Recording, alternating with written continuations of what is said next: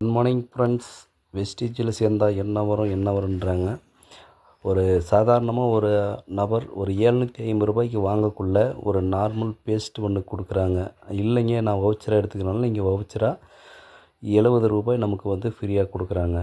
என்ன பொருட்கள் வேணுமோ நம்ம வாங்கிக்கலாம்.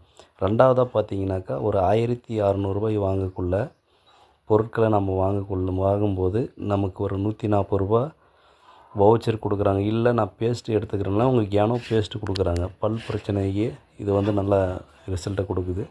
அதுக்கப்புறம் பார்த்திங்கன்னா ஒரு 4250 ரூபாய்க்கு நான் வாங்குகிறேன் அப்படின்னா உங்களுக்கு ஒரு 380 ரூபா மதிப்புள்ள வவுச்சர் கொடுக்குறாங்க.